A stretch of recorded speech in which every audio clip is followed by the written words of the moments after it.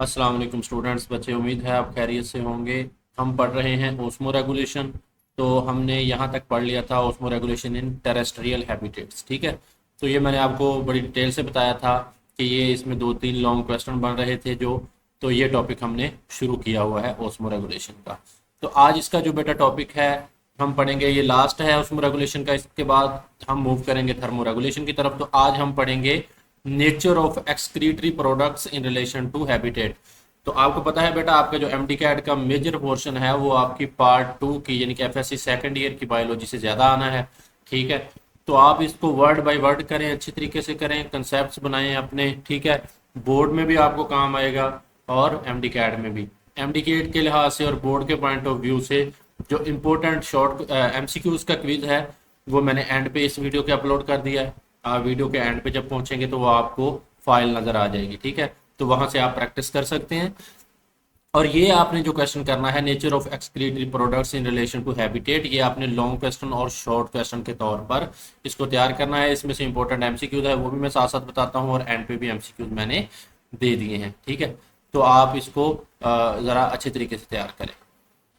तो बेटा इस टॉपिक का आप नाम समझें कि nature of excretory products in relation to habitat, यानी कि हैबिटेट आपको पता है कि जहाँ पे एनिमल रहता है उसके मस्कन को हम हैबिटेट बोलते हैं।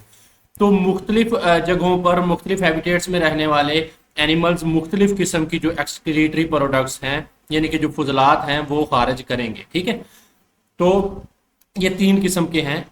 कुछ तो अमोनिया खारिज करेंगे कुछ एनिमल्स, कुछ यूरिया खारिज करेंगे और कुछ यूरिक एसिड खारिज करेंगे। ठीक है, तो ये दो तीन किस्म की जो है हम इनको पढ़ेंगे। अच्छा, इस चीज़ को समझने के लिए मैं आपके सामने एक चार्ट रख रहा हूँ बेटा, इसको आप समझेंगे तो आपका कंसेप्ट बनेगा। हमने तीन चीज़ें पढ़नी है। एक बेटा हमने अमोनिया पढ़ना है, एक्सक्रीटरी प्रोडक्ट्स। ठीक है, और एक यूरिया और एक यूरिक एसिड, ये इनके फार्मूले हैं। ठीक है, अच्छा ये अमोनिया का फार्मूला। देखिए बच्चे, सबसे पहले हम देखते हैं टॉक्सिक लेवल। जो अमोनिया होती है ना बेटा, ये हाईली टॉक्सिक होती है, यानी कि टॉक्सिसिटी हम बोलते हैं जहरीलेपन को, टॉक्सिक बोलते हैं जहरीला होना। तो इनमें जो अमोनिया, अच्छा ये चीजें आपने याद रखनी है, ये आपके लिए एमसीक्यूज और कंसेप्ट है। ये चार्ट समझ लेंगे ना आप जो मैं पढ़ा रहा हूँ आपको, तो ये टॉपिक समझ आ जाएगा, 2 मिनट की बात है सारी। तो जो अमोनिया है बेटा वो हाईली टॉक्सिक होती है। जो यूरिया है ये अमोनिया से कम टॉक्सिक होती है। अब हम ये रिलेटिविटी देख रहे हैं, मुआवजा कर रहे हैं। तो अमोनिया हाईली टॉक्सिक, यूरिया उससे कम टॉक्सिक, और जो यूरिक एसिड है ये सबसे कम टॉक्सिक, यानी कि नॉट वेरी टॉक्सिक। ठीक है, ये ज्यादा टॉक्सिक नहीं होता। हम ये टॉपिक पढ़ रहे हैं ओस्मो रेगुलेशन में। ठीक है, क्योंकि बेटा इन जो प्रोडक्ट्स है एक्सक्रीटरी प्रोडक्ट्स हैं, जो एक्सक्रीशन कर रहे हैं एनिमल, फुजलात खारिज कर रहे हैं, उनका ताल्लुक पानी के साथ है। तो पानी की जो बैलेंस है उसको हम ओस्मो रेगुलेशन में पढ़ते हैं, इसलिए हम इस टॉपिक को भी ओस्मो रेगुलेशन में पढ़ रहे हैं। तो अगर हम पानी की बात करें तो जो अमोनिया होता है पानी में बेटा ये हाईली सॉल्युबल है, ये बहुत ज्यादा सॉल्युबल है। इसका मतलब ये है कि अमोनिया को खारिज करने के लिए पानी बहुत ज्यादा चाहिए, क्योंकि बेटा ये टॉक्सिक है।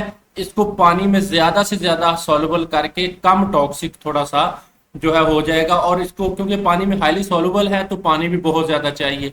इसलिए इसका मतलब ये हुआ कि इसको वो एनिमल खारिज करेंगे जो पानी में रहते हैं। ठीक है, तो अमोनिया पानी में बहुत ज्यादा सॉल्युबल है, तो ये this is excreted mainly by aquatic invertebrates, यानी कि जो एक्वेटिक मतलब जो पानी में रहते हैं समुद्रों वगैरह में या फ्रेश वाटर में, वो इसको खारिज करेंगे। ठीक है ना। ऑस्टिक्टाइड्स ये मछलियों की किस्म है, जो बोनी फिशेज होती हैं। ये ओस्टियो का लफ्ज होता है, इसका मतलब होता है हड्डी। ठीक है, तो बोनी यानी कि जो बोनी फिशेज होती हैं।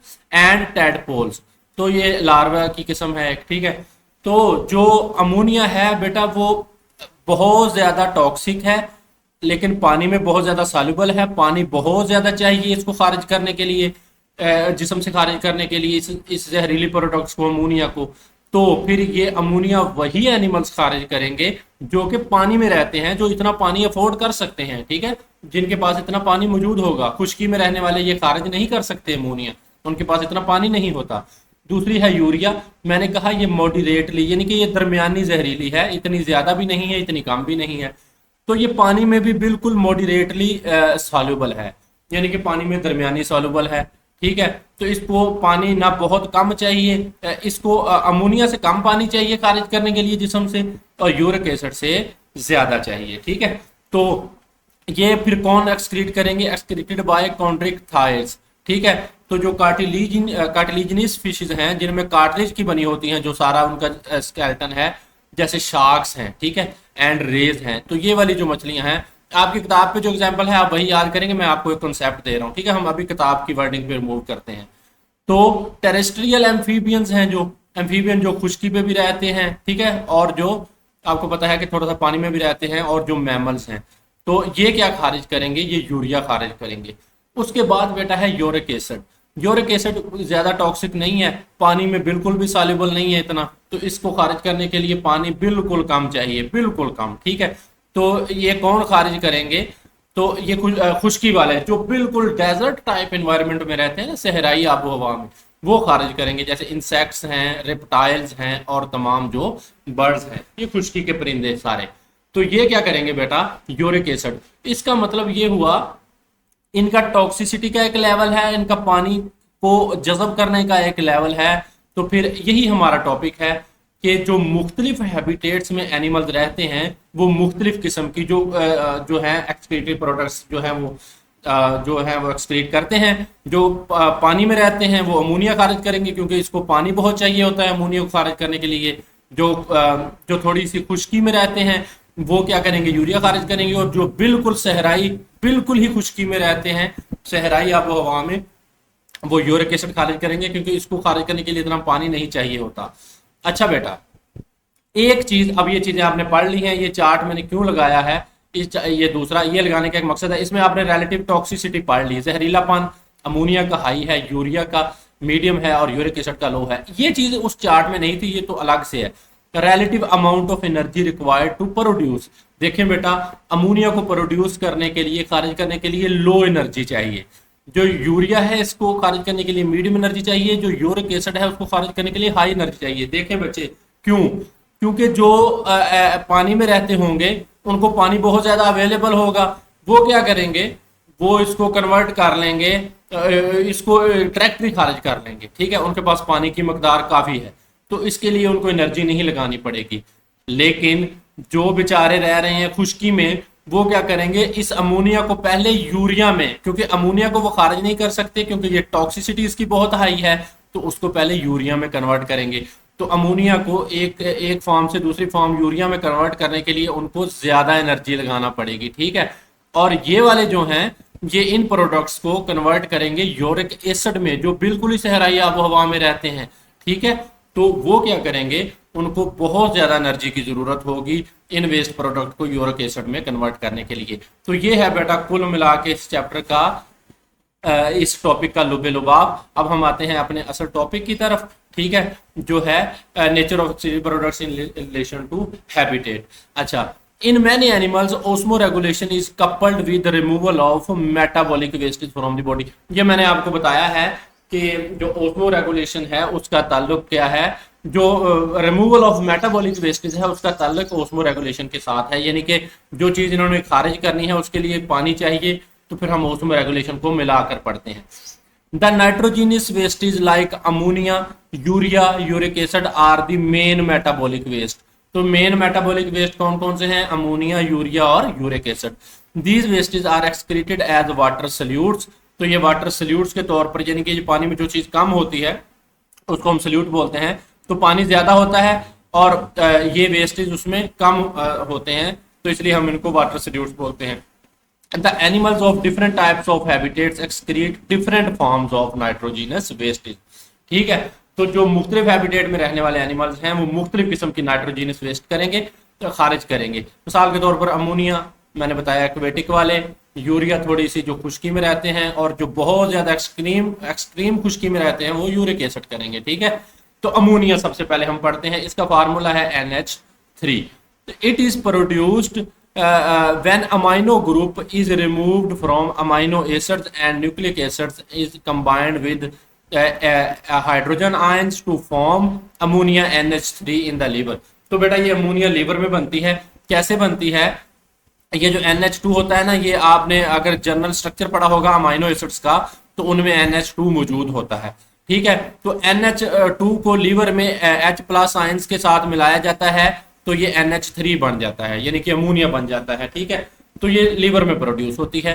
Ammonia is highly toxic. ठीक है, तो ये टॉक्सिसिटी का लेवल आपने याद रखना है, जो 3 चीजें मैंने आपको 4 बताई हैं। ठीक है, ये यहाँ पे ना मैंने इनके लेवल बना दिए हैं, ऑर्डर ऑफ टॉक्सिसिटी बना दिया है बेटा, और वाटर कितना रिक्वायर है हर एक के लिए, और एनर्जी कितनी रिक्वायर है। जो टॉक्सिसिटी का और वाटर की रिक्वायरमेंट का लेवल है का ऑर्डर है, वो दोनों के लिए, तीनों प्रोडक्ट के लिए एक जैसा ही है, लेकिन जो एनर्जी है वो मुख्तलिफ है। ठीक है, तो ये आगे जाके आपको मजीद समझ आ जाएगी।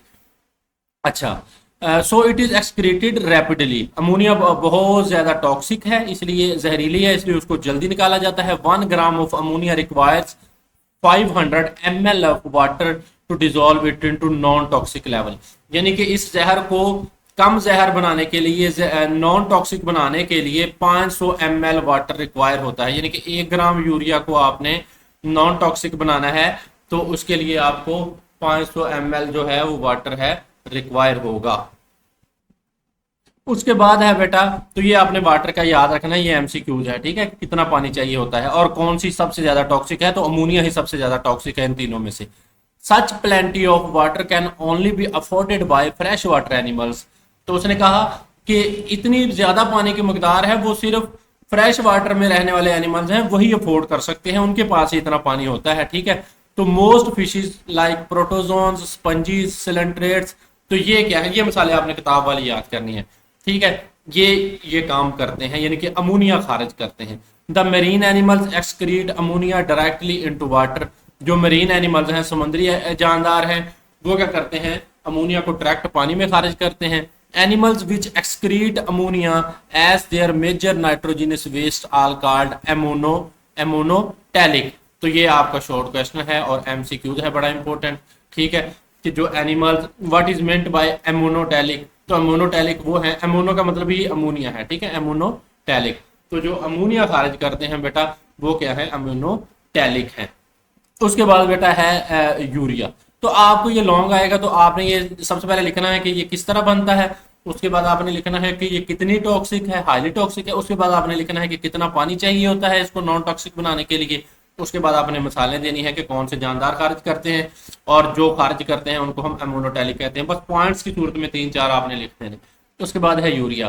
तो बेटा, as the terrestrial animals face the challenge of conserving water, तो जो खुश्की के एनिमल्स होते हैं, टेरेस्ट्रियल एनिमल्स, उनको एक चैलेंज होता है कि उन्होंने पानी बचाना होता है, पानी कंजर्व करना होता है जिस्म का। So they can not afford to excrete ammonia, तो वो अमोनिया को खारिज करना अफोर्ड नहीं कर सकते, ये उनकी जो है खर्च इतना वो नहीं कर सकते with the plenty of water, क्योंकि उनके पास इतना पानी नहीं होता।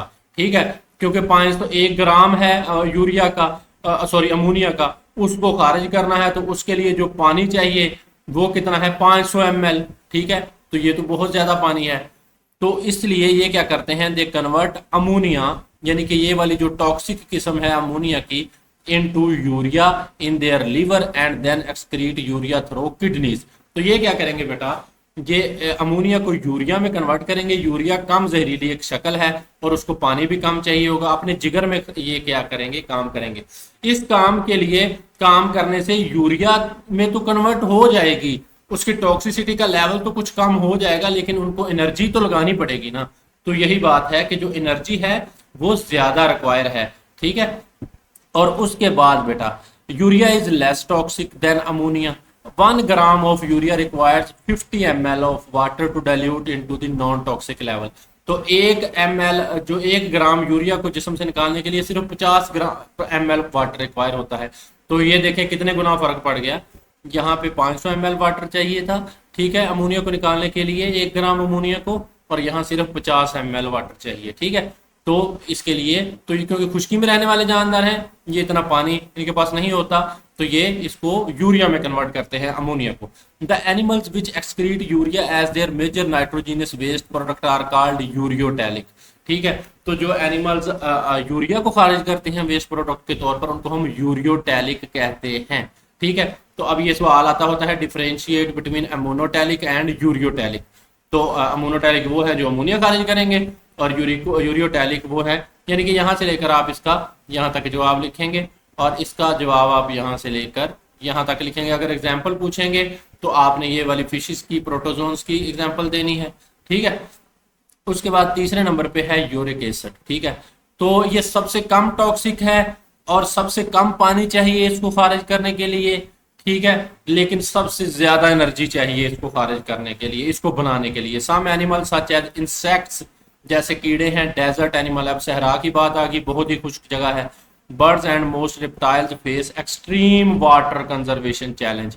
तो इनको आपको पता है कि पानी की एक्सट्रीम शॉर्टेज होती है सहरा में, तो इनको पानी बचाना है अपने जिस्म का, तो ये अमोनिया और यूरिया में कन्वर्ट नहीं कर सकते क्योंकि उनको करने के लिए पानी चाहिए। अमोनिया के लिए बहुत ज़्यादा पानी चाहिए 500 ml, यूरिया के लिए 50 चाहिए, ये बेचारे इतना भी अफोर्ड नहीं कर सकते due to the arid, arid मतलब खुश्क नेचर ऑफ देयर एनवायरनमेंट, इनकी खुश्क नेचर की वजह से, ठीक है।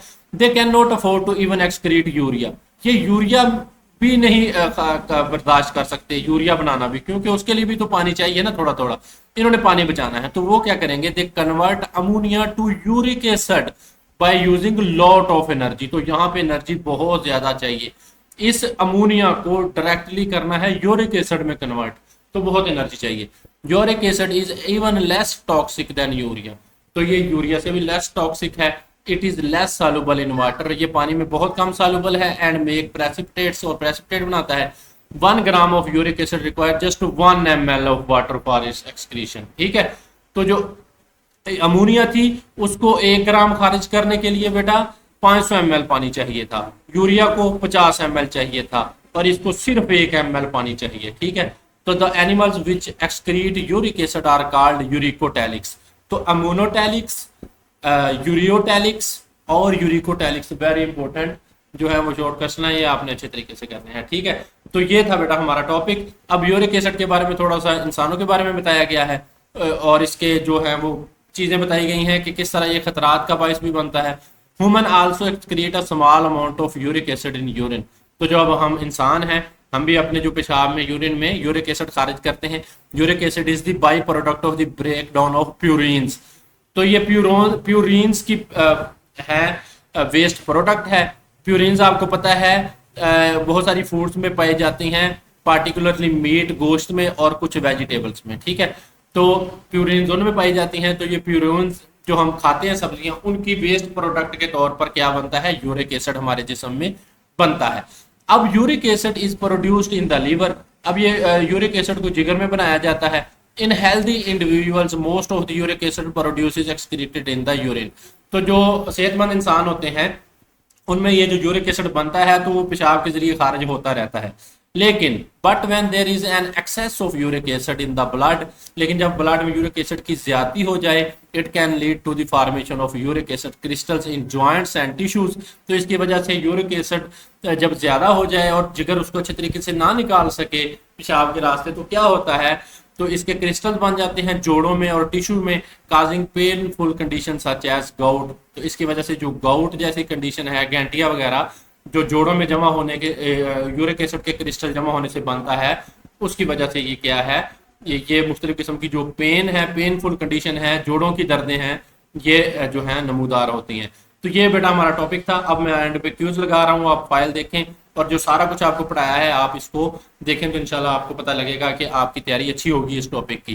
कमेंट में बताइएगा इस चीज़ को मजीद किस तरह इंप्रूव किया जाता है, मैं उस तरह आपको पढ़ाऊंगा। तो ये बेटा मैंने ऑर्डर ऑफ टॉक्सिसिटी दिया है कि अमोनिया सबसे ज्यादा टॉक्सिक है, यूरिया उससे कम है, यूरिक एसिड उससे कम है, पानी अमोनिया को सबसे ज्यादा चाहिए, ये तीर का मुंह खुला है इसकी तरफ, यूरिया को उससे कम और यूरिक एसिड को उससे कम पानी चाहिए। एनर्जी, यूरिक एसिड को सब, ये उल्टा लेवल है, यूरिक एसिड को सबसे ज्यादा एनर्जी चाहिए बनाने के लिए क्योंकि डायरेक्ट अमोनिया से बनाना है, और यूरिया को उससे कम चाहिए और अमोनिया को उससे कम चाहिए। चले बच्चे, अब आप अपने एमसीक्यूज की फाइल देख लें, मैंने अपलोड की है यहाँ पे। और आपसे गुजारिश है बेटा कि वीडियो को लाइक कीजिए, अगर आप न्यू हैं तो चैनल को सब्सक्राइब कीजिए और दोस्तों के साथ शेयर कीजिए। इल्म जो है वो बांटने से बढ़ता है, ठीक है। चलें बच्चे, बहुत शुक्रिया। ओके बेटा, ये आज के टॉपिक के जो इम्पोर्टेंट एमसीक्यूज हैं, ठीक है, ये मैं आपको यहाँ पे दिखा रहा हूँ। तो पिछले जो टॉपिक हैं, मैं हर लेक्चर के एंड पे जो मैंने जितने भी लेक्चर अपलोड किए हैं बेटा, जो इम्पोर्टेंट एमसीक्यूज हैं बोर्ड के और एमडी कैड के या एंट्री टेस्ट में, ये आपको हर जगह काम आएंगे इंशाल्लाह, ठीक है। तो बायोलॉजी इस तरह मैंने आपको इंशाल्लाह पढ़ानी है। तो ये ओस्मो रेगुलेशन के कल वाले के मैंने अपलोड किए थे। ये पीछे अगर आपको फाइल चाहिए तो आप मुझे ना व्हाट्सएप करें, व्हाट्सएप का नंबर मेरे है, ये फीडबैक मैकेनिज्म के हैं, तो A to Z मैं इनको अपलोड कर रहा हूँ, ठीक है। तो आप मुझे व्हाट्सएप करें, मैं आपको ये फाइल है व्हाट्सएप के ज़रिए सेंड कर दूंगा, ठीक है। तो बेटा ये आप देखते जाएं, ठीक है। अगर मैं बोलूँगा तो और टाइम लग जाएगा, लेक्चर आगे काफ़ी लंबा हो गया है। तो ये मैंने सारी चीज़ें आपको पढ़ाई हैं, इनके MCQs हैं, बिल्कुल साथ साथ इसके जवाबात हैं। तो जब चैप्टर एंड होगा चाहे तब फाइल ले लीजिएगा, चाहे अभी आप मुझे मैसेज कर सकते हैं, तो मैं आपको ये PDF में सेंड कर दूंगा। तो आपसे रिक्वेस्ट है बेटा, मेरा चैनल लाजमी आप सब्सक्राइब कीजिए, ताकि आपके पास जो है आपकी तैयारी का रिलेटेड मटेरियल है वो पहुंचता रहे, ठीक है, और ये सारी चीज़ें पहुंचती रहें। तो चलें बेटा, बहुत शुक्रिया, अल्लाह हाफिज़। ये थे हमारे 20 मोस्ट इंपॉर्टेंट MCQs। इंशाल्लाह इससे बाहर आपको कुछ नहीं आने वाला बोर्ड में, यही आएंगे। चलें बेटा, अल्लाह हाफिज़, अगली वीडियो में मिलते हैं।